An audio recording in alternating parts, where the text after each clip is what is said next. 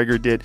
It's really a trick. He gets these people to box with him. They have no business boxing with him, and he's making millions and millions of dollars doing this way after his competitive career is over. He needs that money. That money has to keep coming in if you're going to live like this. It's absolutely, he needs money. You think he's going Once broke? Again, come on. Fighters like that always go broke. Because everything that he says is about money. There's nothing else. There's no values. There's no... Joe Rogan openly challenged Floyd Mayweather's bold financial claims, casting doubt on his statement that he owns 60 properties worth $42 million. According to Rogan, those impressive figures don't seem to line up with what reliable sources have reported.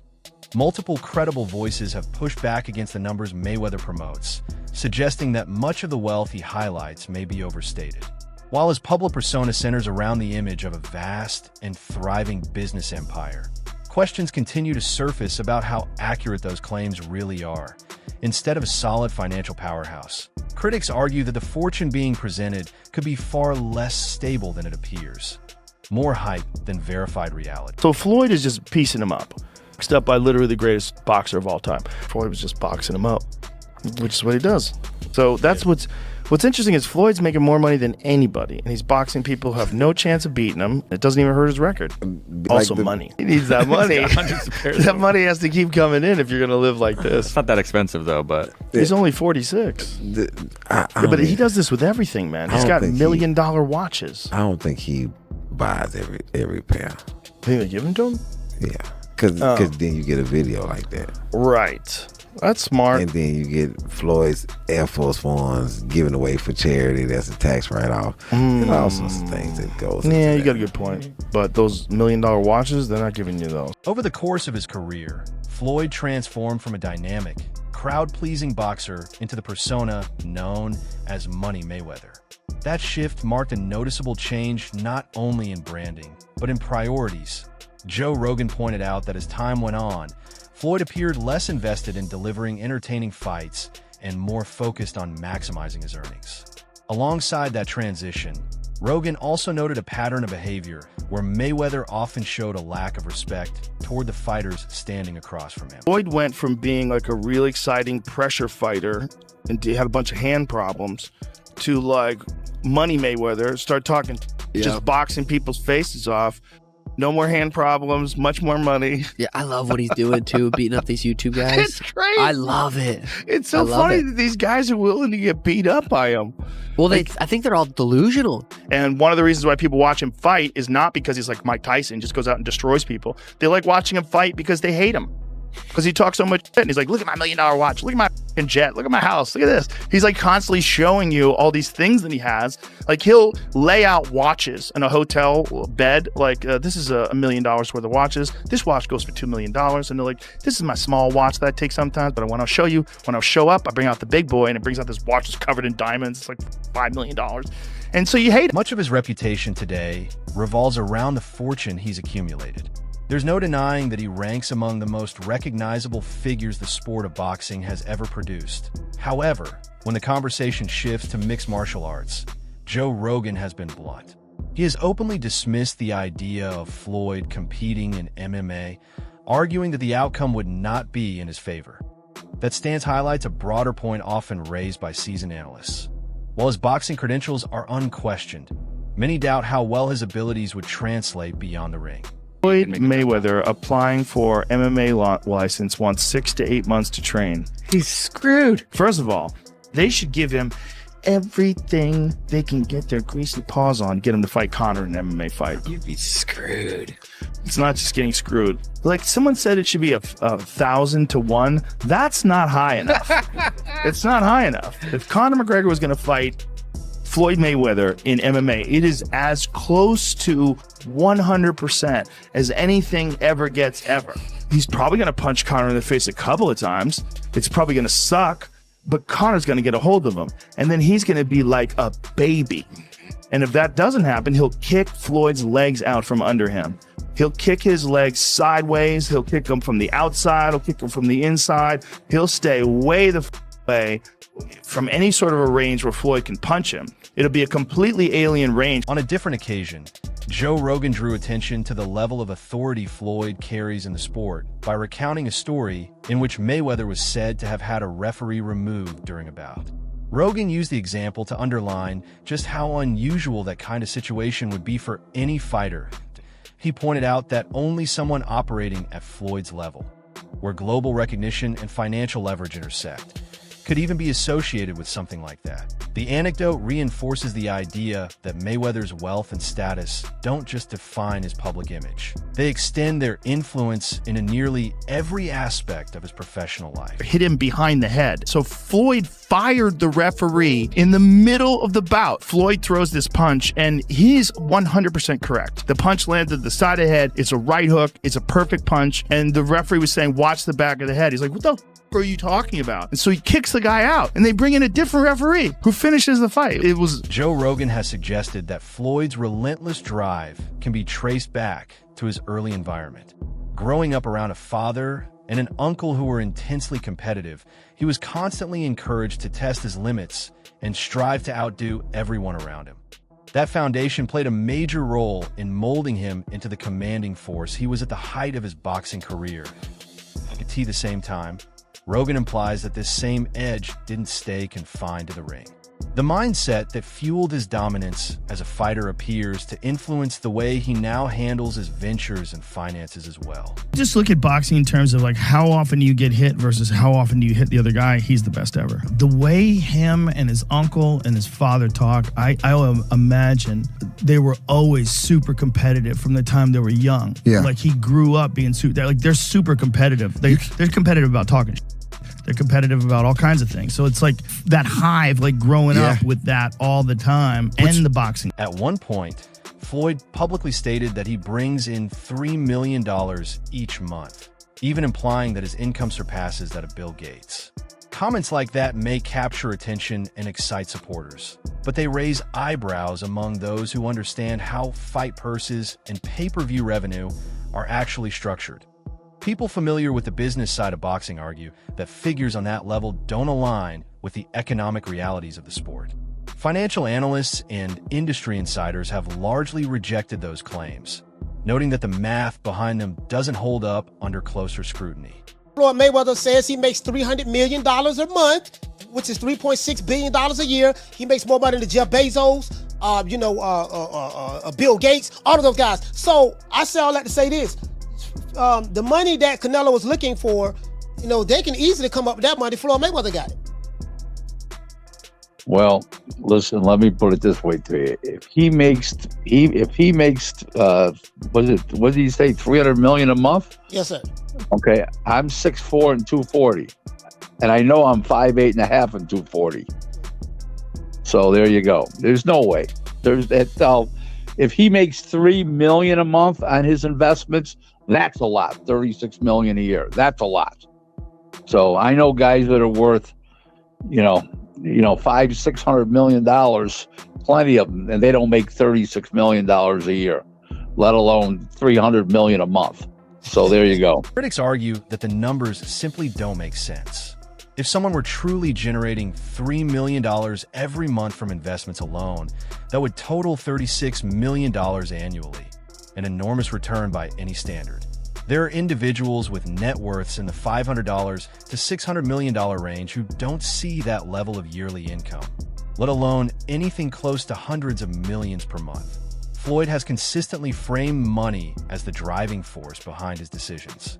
He has openly stated that he hopes his children will enter the same line of business and follow a similar path. According to him, the ultimate objective is to build lasting wealth that extends across generations. At the same time, this money-center mindset has drawn criticism from observers who question whether that approach comes at a cost. Even like when my children, all four of my children are adults. And I told them, no more handouts, because I feel like I'm hurting my children just by, I give them money, they go shopping, they put gas in their car, they party, they come back, I need money. I give them money, I buy them houses, I buy them cars. Told them, listen, if you guys go to school or you work in one of my businesses, then you can branch off, get your own business, and I'll put the money up to help you start a business, but I need you guys to take what I've already started and triple and double that. And then I need my grandchildren to come behind you guys and do the same. Even with the enormous sums he's reportedly earned, there have been recurring claims that Floyd still has outstanding financial disputes. Several stories suggest he has owed money to other fighters over the years. One of the most widely discussed accusations came from rapper 50 Cent. He alleged that while Floyd was serving time in jail, he was asked to manage aspects of a promotional venture and put up $2 million to support it. According to 50 Cent, once Floyd was released, he distanced himself from the arrangement and behaved as if no such agreement had ever existed. I brought him over while Floyd was, still incarcerated. Then he comes home. There's the Let's Get Floyd Back in Pocket campaign that goes on, where it's $300,000 chains being bought and buying the new Lamborghini and all these new things, and I'm sitting there going, yo, when you gonna give me the money? Because you had already invested. Right, like when you gonna give me your half of the money back. But I ain't trying to press him because he just got out of jail, right? So it's like, let him cool his heels before you. Was that in the millions? Yeah. Okay. So you sitting there big, and I'm like, yo, so when, but see, the fighters are an asset in themselves. They are that talent, regardless. Right. So I'm looking at him going, so there ain't no pressure there, but I'm saying, when is he gonna say he wants to, to give me the other half of it? Why I gotta ask you for it? Right. And then when are we talking over $2 million? It's about that. Oh, okay. At that point, it was, invested in. All right. So look, he goes, when he finally does bring up the actual, the situation, he acted like he didn't know anything. Like, I didn't tell y'all to do that. I didn't tell you to do that. Oh, man. And I'm looking at him, and he looked in my face and he told me. According to 50 Cent, when he confronted Floyd about the situation, the response he received was dismissive. He recalled Floyd looking him directly in the face and denying any responsibility, saying he had never asked for that investment in the first place. The rapper didn't limit his criticism to that single incident. He later suggested that many individuals within Floyd's own inner circle aren't particularly fond of him. In 50's view, Floyd's intense fixation on money overshadows other important principles. He also claimed that the constant emphasis.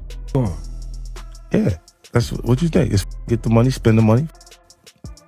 All that money. It's been 2 years. So is it just his overhead is so high on a day-to-day, month-to-month? Like I don't even want to talk about it. Like with the lifestyle, that money is gone. Trust me. Now it's like, you call him, he'll be at your, your local hosting in a nightclub because you need that action right now. Do you think he'll step back in the ring? I think he got to right now because the dispute surrounding Floyd's finances extend beyond just one or two individuals. Logan Paul has also publicly stated that he is still owed a portion of his earnings from their exhibition match, despite the worldwide spotlight on that event and the significant revenue it reportedly produced. Logan maintains that he has not received full payment.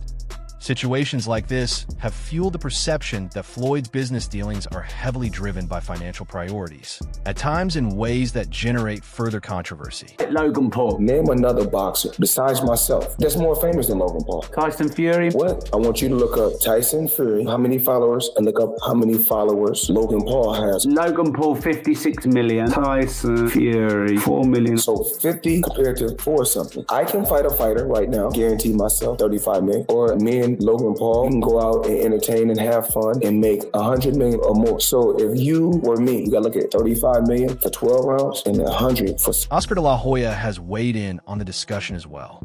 He has suggested that Floyd may still be motivated to step back into the ring from time to time because of financial needs. That de la Hoya has also pointed out that it's not uncommon for fighters to run into money problems after years of extravagant spending. In his view, careers built on massive paydays can unravel if spending habits aren't controlled. Considering Floyd's well-known taste for high-end cars, designer fashion, and private jet travel, those remarks have added another layer to the ongoing debate about his financial stability. Another exhibition against Gotti last Saturday. A real the crowd booing in the arena at the end. But in the middle of the second round, Floyd literally had the referee swapped out. He didn't like that the referee told him to stop hitting behind the head. Floyd is used to having the refs do whatever he wants. and he wasn't getting his way this time. It was so embarrassing. Floyd, you're 50 years old. You're a legend in the sport. I've stood up for you in countless interviews, including Shannon Sharp's podcast last week. But you have to stop embarrassing yourself with these exhibitions. I know life is hard. I know life is expensive. But come on, dude, put your legacy first. Nobody wants to remember you like this. And it gets worse. Your jeweler filed a lawsuit against you in Miami. And many are saying you're gonna have to sell off your assets. I hate seeing this happen. Floyd has repeatedly attracted attention for the way he spends his money. At one point, he showcased a timepiece reportedly valued at $18 million.